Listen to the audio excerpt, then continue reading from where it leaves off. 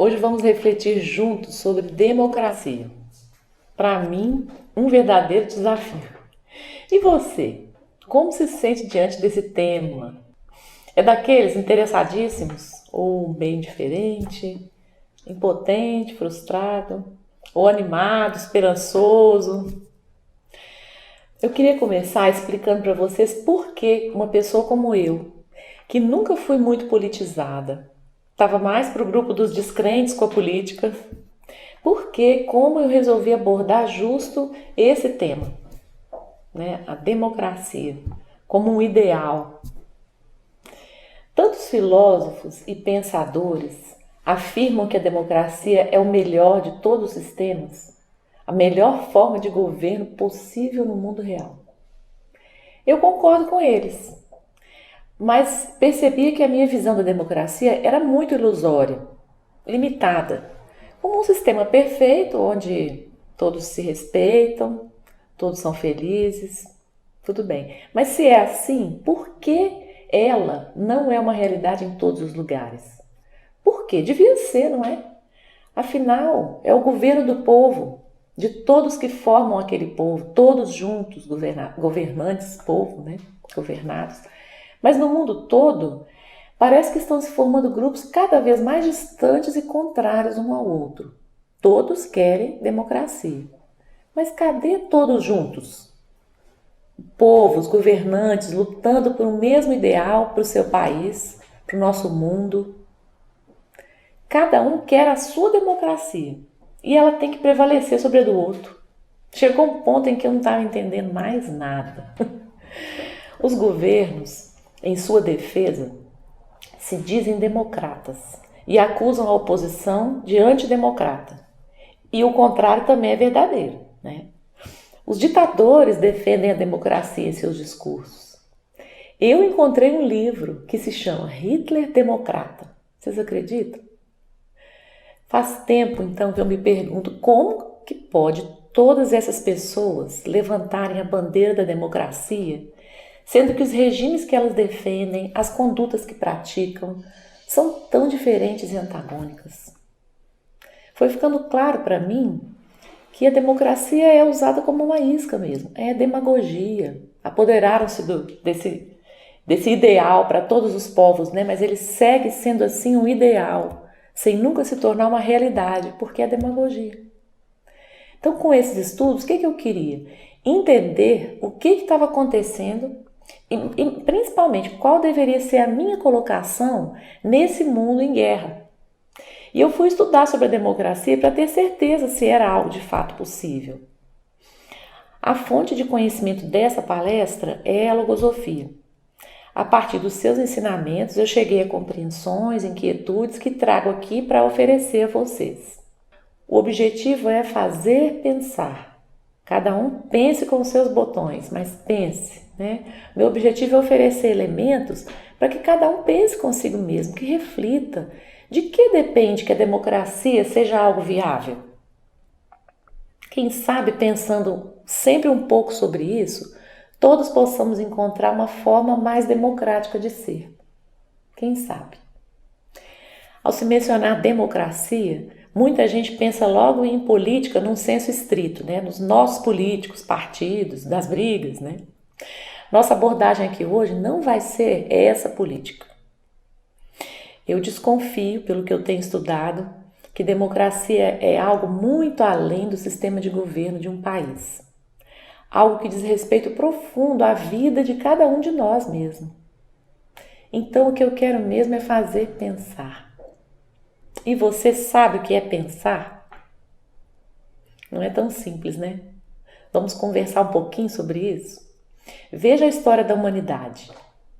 O Homo sapiens vive na Terra há cerca de 200 mil anos. Já pensaram quantos pensamentos já foram pensados, né? Já foram criados, bons e ruins, com os objetivos mais diversos e que perambulam por aí no mundo mental que nos rodeia e interpenetra? É muito fácil para uma mente desatenta, não consciente, ser contaminada por um pensamento desses. Absorver um pensamento pronto e agir conforme ele dita, e até defendê-lo como se fosse seu.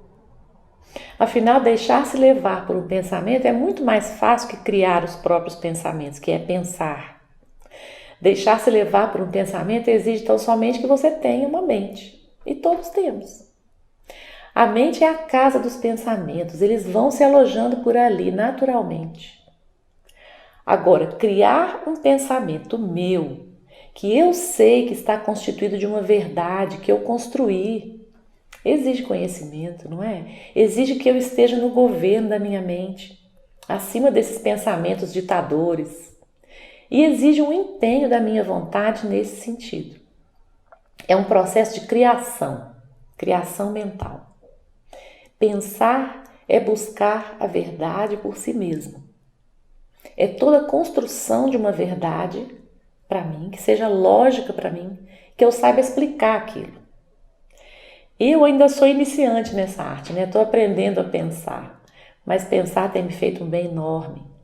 Em relação à democracia, por exemplo, me tirou da posição de queixa, de revolta, de indiferença, que eu já passei por todas elas, e me levou à posição de colaborar, de pensar, encontrar o que eu posso fazer em prol do bem comum, em prol da verdadeira democracia, que é o bem comum, não é?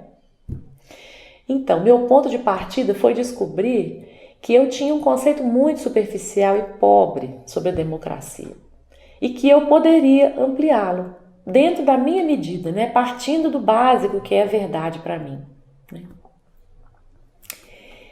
Eu saí bem do básico mesmo. Primeiro, eu compreendi que democracia é o exercício do poder por todos os indivíduos que compõem uma sociedade. Mas eu fui atrás de saber o que é poder. O que é poder? E a tradução que eu encontrei é: poder é a capacidade de fazer algo agora, porque eu sei, porque eu tenho conhecimento. Por exemplo, eu sou oftalmologista há quase 30 anos. Qualquer paciente que chega até mim, eu sei, depois de ouvi-lo, de examiná-lo com atenção, eu sei que conduta devo tomar, que exames preciso pedir, que tratamento indicar, ou para quem devo encaminhar aquele caso se ele foge da minha alçada. Ou seja, eu sei ajudar esse paciente. Eu tenho o poder de fazer algo agora, sob o ponto de vista oftalmológico. Democracia é o exercício do poder. Então, cada indivíduo na democracia precisa ter poder. Para isso, precisa ter conhecimento. Democracia, poder e conhecimento são inseparáveis. Uma trilogia. Mas até aí, nada de muito novo, né? Para mim sim, mas Sócrates já fazia essa conexão entre democracia, poder, conhecimento. No mito da caverna, Platão deixa claro que o governo do povo despreparado, sem conhecimento, seria fatalmente corrompido e degeneraria. Se você quer ter poder sem ter conhecimento, boa coisa não vai sair. Você vai ter que enganar as pessoas, fingir um poder. E a mentira tem perna curta, não é mesmo? A verdade vai vir à tona e você terá que tentar encobri-la com outra mentira. E outra mentira. E assim por diante. Gente, às vezes eu me sinto assim em meio a montanhas de mentiras. Vocês não se sentem, não? A verdade está fazendo muita falta. Sem ela, não é possível se estabelecer a boa-fé entre as pessoas. A gente desconfia de tudo, tudo pode ser boato, não é? Das intenções das pessoas. Pensar é buscar a verdade, mas eu tenho que ter os pontos de reflexão da verdade. Se eu tiver de um lado a mentira e do outro a mentira, não há possibilidade de pensar, porque eu não tenho como buscar e encontrar a verdade na mentira. Eu vou simplesmente embarcar num pensamento que não é meu. Por exemplo, vou trazer algo aqui bem polêmico para exemplificar. É só um exemplo, nós não vamos entrar na polêmica, viu? Tratamento precoce para a Covid-19. De um lado, tem uma turma que diz assim: funciona. São muitos médicos, infectologistas, intensivistas, cientistas que atestam que o acompanhamento dos casos tratados não deixa dúvidas, faz diferença. Tem um monte de trabalhos científicos que provam isso. Assim afirmam com toda certeza aqueles que adotam o tratamento precoce. Do lado de cá estão os que não são dessa linha. afirmam com toda certeza que não funciona. Não funciona mesmo. São muitos médicos, infectologistas, cientistas, intensivistas, tem um monte de trabalho científico de alta confiabilidade, randomizado, duplo cego, publicado em revista indexada classe A, que descarta essa possibilidade. Não funciona. Muito bem. Com relação a esse tema, são esses os pontos de reflexão para a maioria da população. Há possibilidade de pensar, de buscar a verdade, quando duas certezas tão certas e tão antagônicas são os elementos de juízo que eu tenho? Ou eu vou embarcar em uma dessas correntes, a que me parecer mais plausível, ou a que o meu médico ou meu amigo defende, né? Um pensamento que não é meu, então eu não sei com certeza se é uma verdade, se não é. Ou eu vou ter que ir além dessas duas correntes, ir além com uma vontade sincera de encontrar a verdade, pesquisar, adquirir conhecimento médico, farmacêutico, de fisiologia, conhecimento sobre pesquisa científica, sobre estatística, ir lá para os hospitais, para os laboratórios, observar as experiências acontecendo, os resultados, para poder encontrar eu mesma a verdade. Bom, esse é só o exemplo de um antagonismo. Eu não fui atrás desses conhecimentos todos, e nem dá para fazer isso com cada um dos antagonismos que existem. Vai-se embora a vida e eu fiquei aqui perdida com essas bobagens. Bobagens que estão aí, parecem como um véu, me impedindo de ver o que realmente importa para a minha caminhada nesse mundo.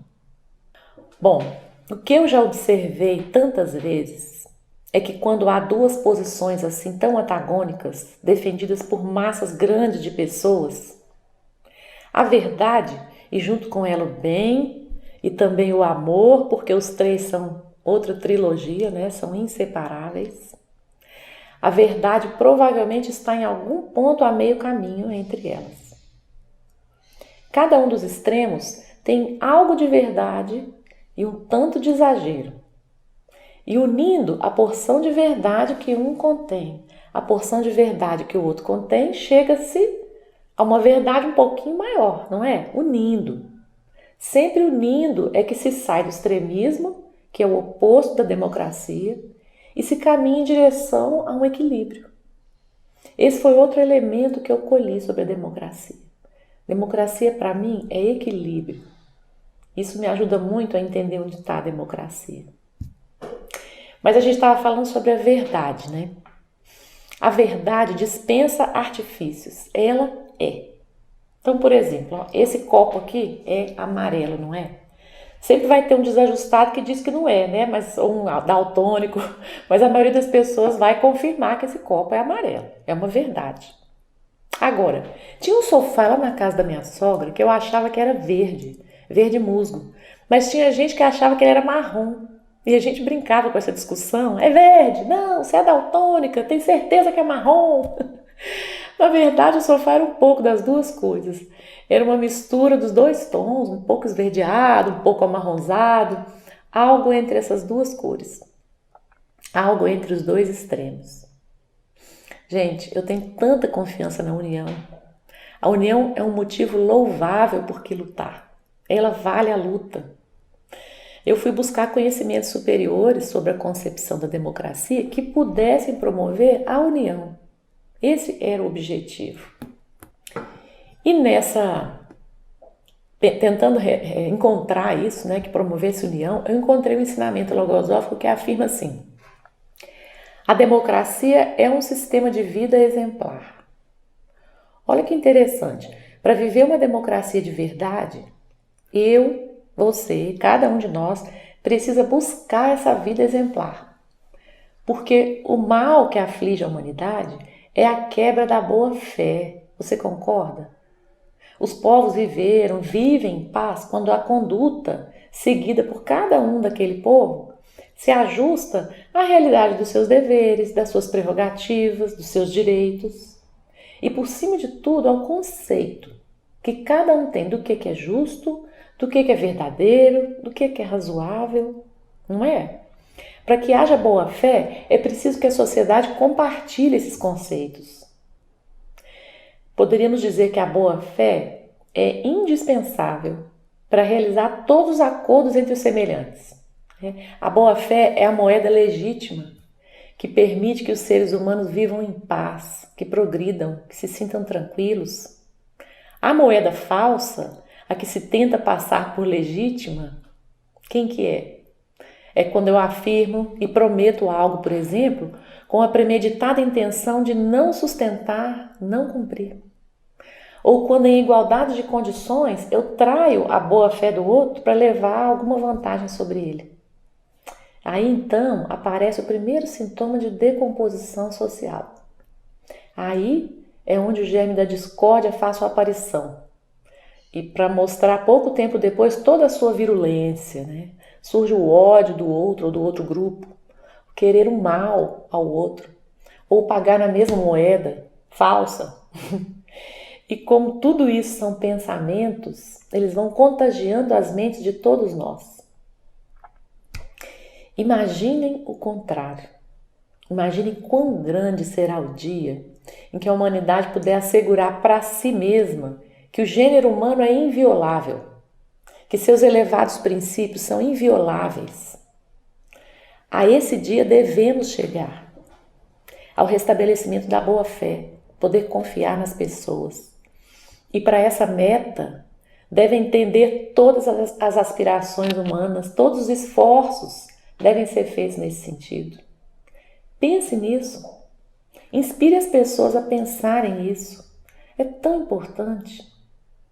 Democracia é maravilhosa para todos, mas precisa ser construída dentro de cada um de nós mesmo.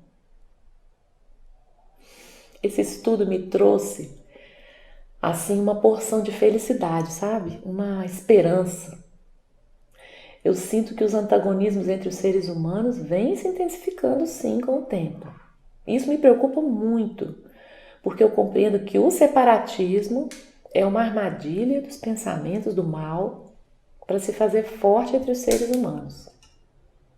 Unidos, nós somos capazes de feitos inacreditavelmente grandiosos, maravilhosos. Eu preciso ser boa, é preciso ser bom moralmente elevado, espiritualmente evoluído, para que eu me preocupe com o bem-estar da sociedade. O bem para mim, o bem para o que pensa diferente de mim.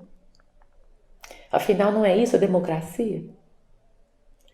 Para que a minha felicidade esteja na felicidade do conjunto ao qual pertenço, do conjunto sem exceções, eu preciso ser altruísta, justa, equânime. Tem que ter muitos valores, né? A democracia é um sistema de vida exemplar. Mas, ao contrário, estamos em guerra. Uma guerra ideológica. Estou falando de todos nós. Todos nós. Basta alguém defender algo diferente do que eu penso, que a intolerância já começa a borbulhar aqui dentro de mim. É só comigo que acontece isso? Não é assim. É algo que me dói, porque eu sei que estamos nesse mundo para buscar a consciência das verdades a respeito de nós mesmos. E uma dessas verdades é que somos uma unidade, uma humanidade. Está escancarado, inclusive, no nosso código genético. Somos todos da mesma espécie, mesma origem. Em outras palavras, todos irmãos, filhos do mesmo Criador e da mesma terra, partes do mesmo todo. O que tem sido mais importante para você? Defender a sua ideia, que geralmente é uma aos 20 anos, outra aos 40, outra aos 80, ou defender essa unidade humana? O que tem sido mais importante para você? A logosofia vem me ensinando com muita paciência a buscar essa unidade. E para isso eu estou empenhada em constituir dentro de mim um pensamento soldado, que é o pensamento da conciliação. Pensamento da conciliação não significa não discordar, não pensar diferente. Definitivamente não é isso. É discutir, mas sem impor. Procurando, pelo contrário, encontrar pontos de concordância que vão conciliando as diferenças com o próximo. É, na verdade, intercambiar ideias com um objetivo construtivo entre pessoas respeitosas e unidas pela cordialidade. Esse intercâmbio é uma forma espetacular de democracia, não é? Através do intercâmbio, todos nós, cada um, doa algo para uma compreensão maior, e essa compreensão maior se torna comum a todos, propriedade de todos. Olha que riqueza isso! O pensamento da conciliação, eu chamei de soldado, né? Porque ele precisa estar sempre de prontidão dentro da minha mente. Ele tem a missão, na minha mente, né, da forma como eu constituí, a missão de buscar um ponto de concordância entre o que vem do outro e o que eu trago em mim. Esse pensamento tem essa missão.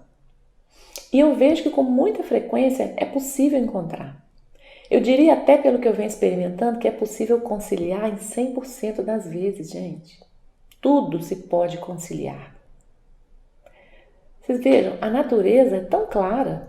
99,9% dos meus genes são idênticos aos daquela pessoa de quem eu me sinto tão diferente, que pensa tão diferente de mim. É como se fosse...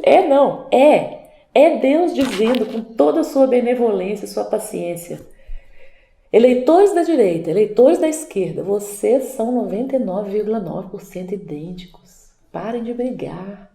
Encontrem seus pontos coincidentes. A conciliação é um caminho que em algum momento nós vamos precisar trilhar. Somos uma unidade. A união entre todos e a integridade de todos é um poderoso muro de contenção para as ambições ditatoriais. Pensa, se não queremos ditadores, precisamos erigir dentro de nós um firme pensamento de integridade, que é viver uma vida exemplar mesmo, e também esse firme pensamento de conciliação, de união. Quando eu compreendo que essa conciliação é o mais importante de tudo, porque é ela que promove a paz, então eu começo a criar técnicas para conseguir driblar os pensamentos na minha mente, né, que vão em sentido contrário, e conseguir conciliar. Então eu vou abordar aqui uma dessas técnicas na qual eu tenho me exercitado. São muitas, né? Então, assim, uma delas, eu busco conscientemente procurar o valor do outro. Simples assim. É só isso? É. Às vezes ele está me dizendo algo que eu rechaço veementemente, no conteúdo ou na forma. Mas o meu descontentamento com aquilo não deve se converter em uma força destrutiva. Isso é um pensamento claro do mal. Então, o que eu faço? Eu procuro atravessar essa muralha em mim mesma, né? Essa muralha do que eu não aceito, essa muralha que é um pensamento dentro da minha mente chamado intolerância, e buscar atrás dela, para além dela, o ser humano que está ali e algum valor que esse ser tem. Não é possível. Se ele é 99,9% igual a mim, ele tem que ter algum valor, não é? A humildade ajuda muito nessa hora, viu? Esse valor que eu encontro no outro, que para mim é valor, é o nosso ponto de contato. Isso sempre abranda a minha reação, esse antagonismo que eu experimentei a princípio com aquela pessoa. E eu consigo aprender algo com aquele ser que eu antes estava rechaçando completamente. Então, é um exercício simples mesmo, mas não tão simples de pôr em prática. E olha, dá resultados emocionantes. Emocionantes. É uma verdade isso. Eu gostaria de trazer ainda um último aspecto do que eu compreendi sobre a democracia. Esse estudo deixou em mim uma sensação clara de que a democracia é algo muito maior do que eu entendi antes. A democracia é uma forma de governo individual, não é dentro de mim. A democracia é a não ditadura dos pensamentos dentro de mim, né? Ela é uma forma de governo de grupos, né, dentro da família, dentro de uma empresa, de cidades, de países. Estaria ela também configurada no universo, para os diversos sistemas existentes na criação? Será que a democracia é uma criação do homem ou de Deus? Você já observou que ela está explícita nos processos da natureza? Bom, a natureza merece que eu abra um parêntese. Ela é a expressão mais evidente para mim do pensamento do Criador, porque ela é a sua criação. Nela estão contidas todas as verdades sobre a nossa existência. Precisamos aprender a observar. Nela estão aqueles pontos de reflexão da verdade. Lembra? E pensar não é buscar a verdade? E para buscar a verdade, eu não preciso desses pontos de reflexão? Então, preciso aprender a observar e interpretar a criação. Ela é o que Deus quer me dizer, está me dizendo. E Ele fala com uma eloquência tal que não é possível que a natureza esteja aí somente para a gente contemplar, não é possível. Me parece que ela está aí para nos fazer pensar mesmo. Foi assim que eu cheguei à democracia como algo divino, um princípio universal. Porque existem princípios democráticos tão claros na criação. Por exemplo, vamos trazer alguns. Princípio de igualdade. O sol nasce para todos. A natureza se oferece para todos. Frutos das árvores, a sombra refrescante, as chuvas. Por meio do esforço, eu posso me igualar a um ser que está muito acima de mim. Existe esse princípio de igualdade, eu posso.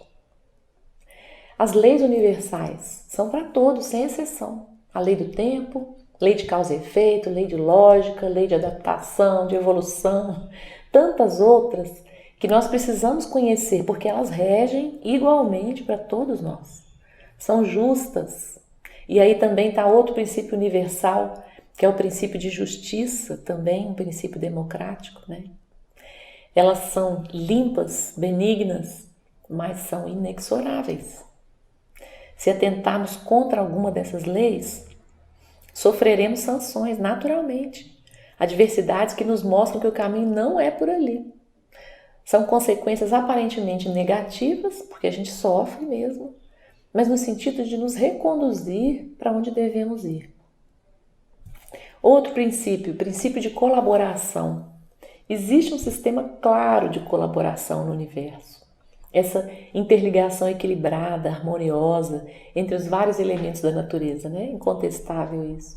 Bom, mas vamos pensar num exemplo claro, palpável. Nós, cada célula do nosso corpo trabalha em prol do equilíbrio desse corpo, trabalha em harmonia, juntos se unem, formam tecidos, que juntos formam órgãos, que formam sistemas, que atuando harmonicamente fazem possível existir o meu organismo.